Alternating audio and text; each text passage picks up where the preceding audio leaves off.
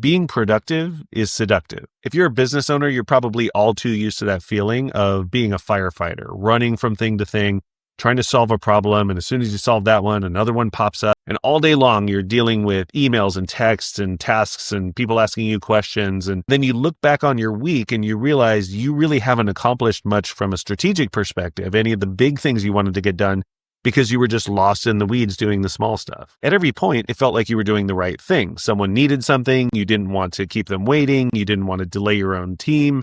You didn't want a client to have to wait. You didn't want a problem to fester. So you jump on it as soon as possible and get that thing done. The problem is when you do this, you're stunting your own business. 5 years from now, that phone call, that email, that text message, that question that someone had, it's not going to matter that you answered it right now or an hour later. What is going to matter 5 years from now, though, is whether you built a business that can get those things done without you operating as the firefighter in between. As long as you're doing that, as long as you're fulfilling that role, the business doesn't have to build the muscles and the infrastructure and the tooling and the systems and the processes and the reflexes to be able to solve those problems without you doing it. Let's say you're doing sales for your business, for example.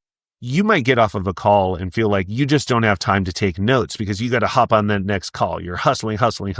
And so you never build a robust system of tracking notes from sales calls. So when a client comes back after 6 months, you don't have any notes on who they were, what they wanted, or any of that. Let's say your team doesn't operate effectively without you holding their hand all day long and answering questions for them and making decisions for them. You might have a fantasy that 5 years from now, something's going to change and it won't be like that anymore. But the thing that business owners don't realize is that they are the thing that has to change. If you stop babysitting your team, they start to have to figure things out. It's going to be tough. And in the short term, they'll mess some things up. But in the long term, you'll start the process of building a business that knows how to do those things without you babysitting it, without you being the firefighter, without you tackling everything yourself. It's actually surprisingly common that a business owner's apparent productivity is one of the big things holding the company back. If you want to grow, you have to let go. That's the only way your business can build the muscles that it needs to survive into the future and become a different kind of business that works better and more effectively and isn't completely dependent on you. Being methodical isn't about being slow.